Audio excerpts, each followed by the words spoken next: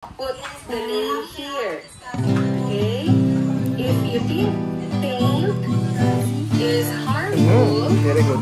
then put the paint.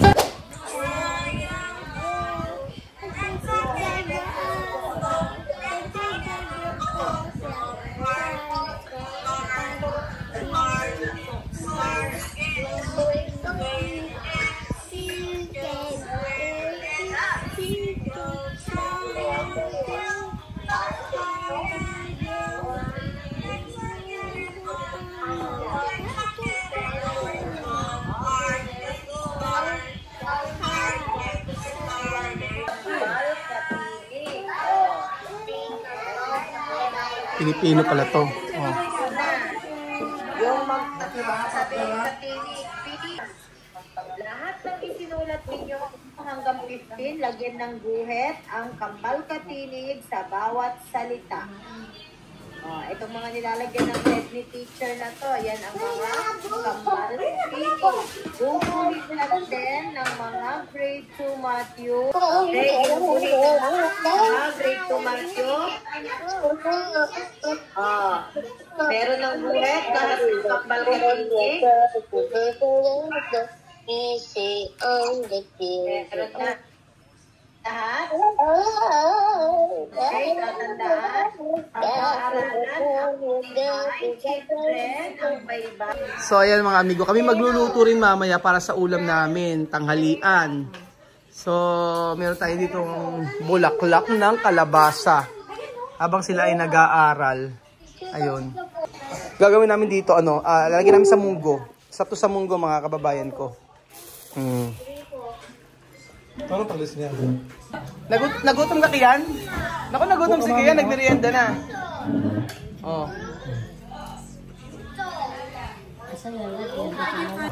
O yan, ano gusto mo? Spaghetti. O, sige. Spaghetti tsaka kanin.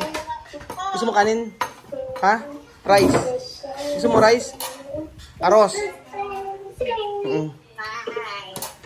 Break time ni Alima yun. Aha. So break time po nila mga amigo. Ayan.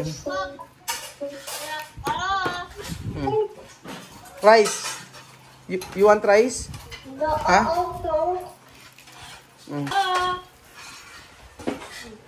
Ikaw Sophie, kanya-kanya. Mga gutom. Hindi naman kasi kumain eh. Maaga kasi sila nagpunta dito eh. Oh. Oh. Rice, Alima. Sige. Gulo-gulo tayo.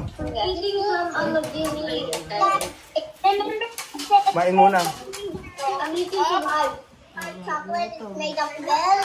Sige, kumain na kayo. Good morning! How are you? Chan, chan, chan, chan. Bumibisita si Tia Celsa. Very good. Chama ahora, Sophie, very good. No llorar nada. Escuchar con maestra. Cuando no estoy.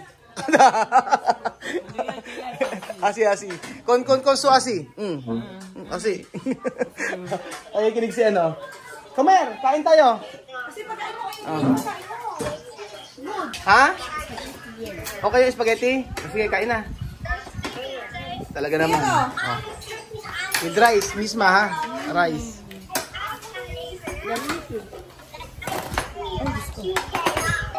Grabe, gutom na gutom si Miss Maya, oh.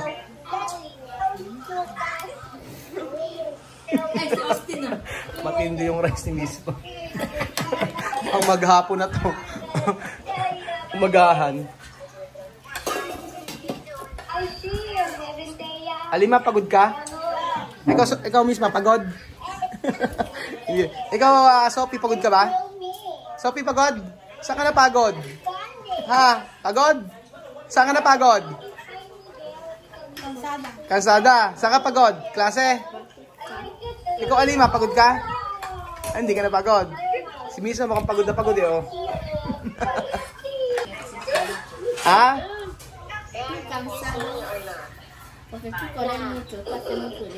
Nag-exercise daw ako, pagod. Hablar Tagalog. Pagod. Sa'yo, pagod. Pagod.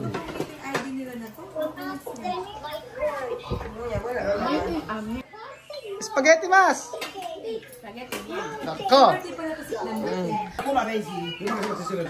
Oo, malapit na ang birthday. Okay, kain pa, Lima.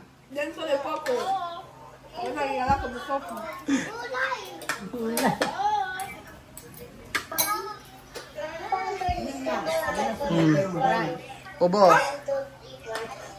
Meron pa, spaghetti. Gutom na gutom tong si ano si Misma tsaka si Sophie.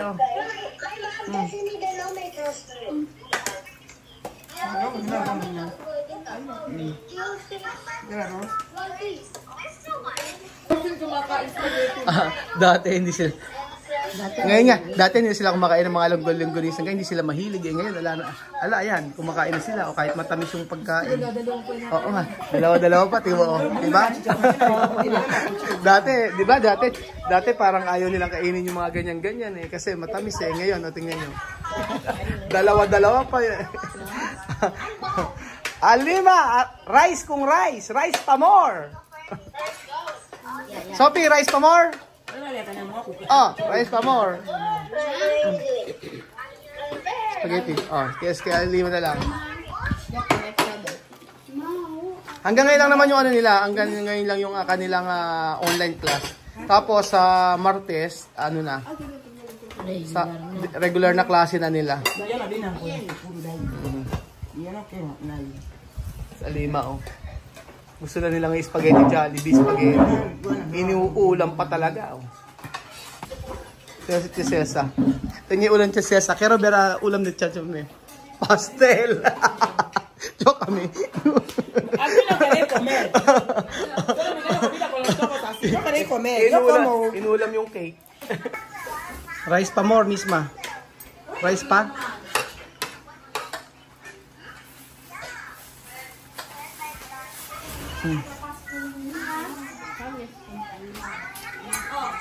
Masarap yung yung longganisa niya. Si Bedion gusto rin yan. Ako kasi gusto ko yung garlic. Ayoko na matamis.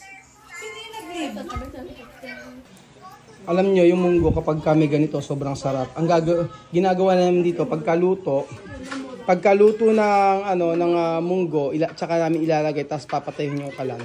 Para hindi malusag. Oo, malulusak. Ubus na niya lima Grabe, ang lakas na nilang kumain ngayon Si Sophie din tingnan mo. Ano na? Pupunta mamaya. Magligo ka muna. Subject, that will be Mape. That will be Mape. Okay. Mape ends 18. Okay. After that, you will wait for me. After ni Teacher Amor. Wait niyo ako, ha? Okay po. Sige. Ready na. 1, 2, 3. Baka naubos niya. That is what? Okay. This one.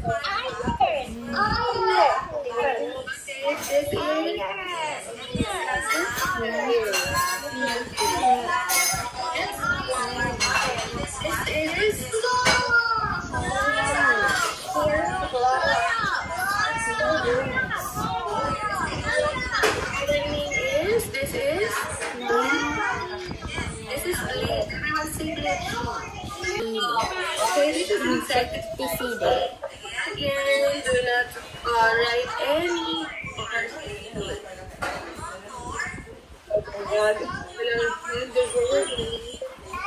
Okay, next one.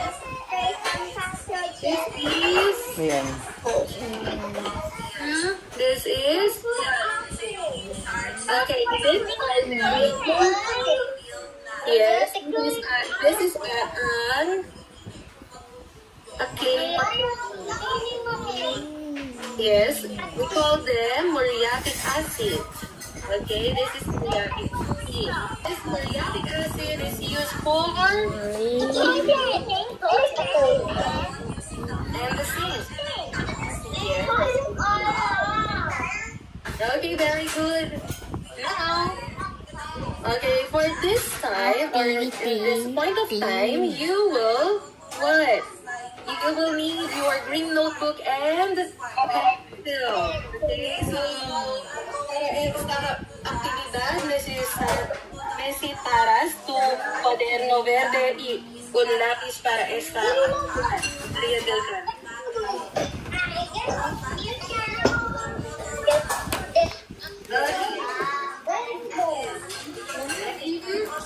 Okay. You get your pencil and your green notebook. You will tell me if you are ready, right? Listen, wala pa po tayong susulat ha. Just your notebook and your pencil. Okay? What are we going to do is you group the different materials according to will copy this table. Yeah, okay. Yeah, yung table yan.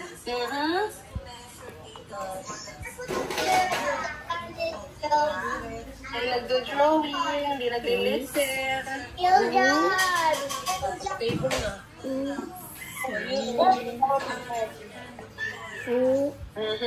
will copy that.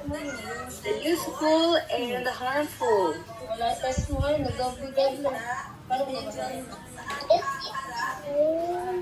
Opo, ito ha, ikakopy ninyo itong nasa box. Okay.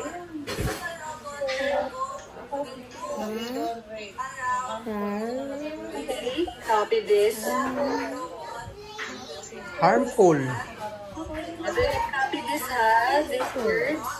Number 1, Okay, you will not copy this. Just write it down. number 3, number 4, and Number 5. HR, silver. Do not write in the book. 4 and 5.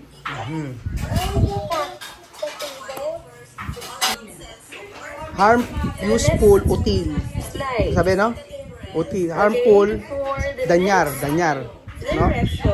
Danyar o danyo, no? I will be showing you different kinds and classify the given materials. Okay, and then you will put the name of the material according to its use. So, observar y clasificar el material dado, poner el nombre del material según su uso.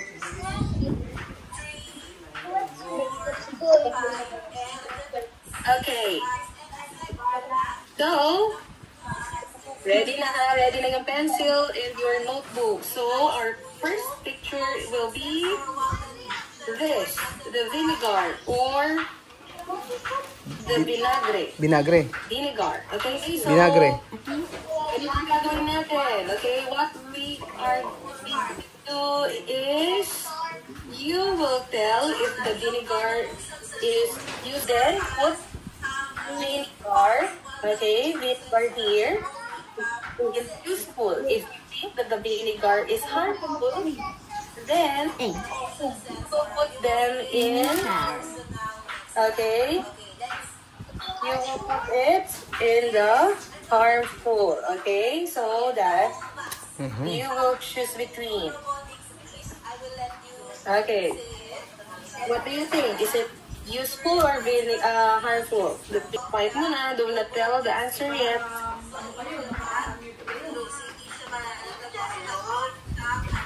Finish na? Aquí también. Okay, yeah. Next item will be paint. Okay, ganun lang din, okay? You will write the name, paint, put the name here, okay? If you think paint is harmful, Very good. then put the paint here in the harmful area. Teacher Susan Jill and my mom has that. Ayan. Soy sauce, toyo, kung magi aroma. Donde aquí? Basinar. Very good. Businar. Galing. Oh, alam ni Alima. Masarap ang sausawan ng toyo.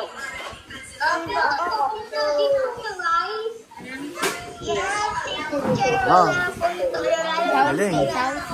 Sige. Gasuri. Gasoline. Yeah. Mabilis naman ang pakala kayo mag... Pero pagka nasa school, matagal kayong mag-ride. Cooking oil. This is cooking oil. We move to the next item. Yes, alright. 1, 2, 3.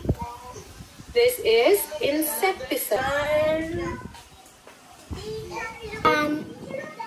Can we move now? Yeah. Okay. Ready? 1, 2, 3. Milk. Milk it. Milk. Milk. Milk. Milk significa leche, no? Alam na nila Alima. Milk. Very good. Oh, Paglaman. Dan. Yes. Opo, okay. So next one is citric acid. oh, muriatic acid. Pintar. Mm. Pintura. Okay. For cleaning the bathroom and the sink. Ayan. This is muriatic acid. Alam naman ni Alima. Sabi ko sa kanya, yung useful, ito yung mga kinakain o pwedeng ipangluto. Itong harmful, yung makakasama sa ating katawan. Huh? Acid. Water. Oh, water. Water. This is water. Water. Water significa agua. Very good. Or harmful. Next and last will be the paint thinner. Sige, mag-write. Galing ni Alima, perfect oh. Diba? Not done yet. Ah,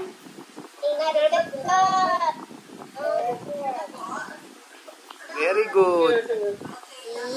Thinner. Paint thinner. Ayusin yung sulat, ha? Thinner. Paint thinner.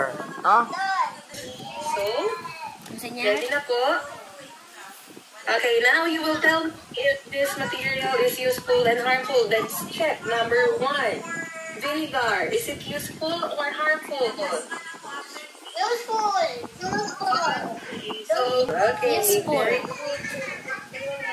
Okay, how about the paint? Useful or harmful? That is Harmful. okay. Paint is soy sauce. Soy sauce is harmful. What about this one? That means Harmful. okay. That is harmful. Okay, very good. Next, cooking oil.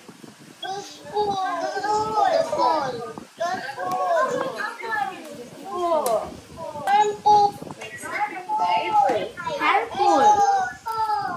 Okay, that is harmful. Okay, next one. Useful. Let's solve this. Muriatic acid. Harmful. Harmful. Useful. Okay, harmful. What about water? Useful. Okay, useful. What about this? Paint thinner. Harmful. Harmful. We got useful. Finish. Nasulat yung mga number mo. Okay, this is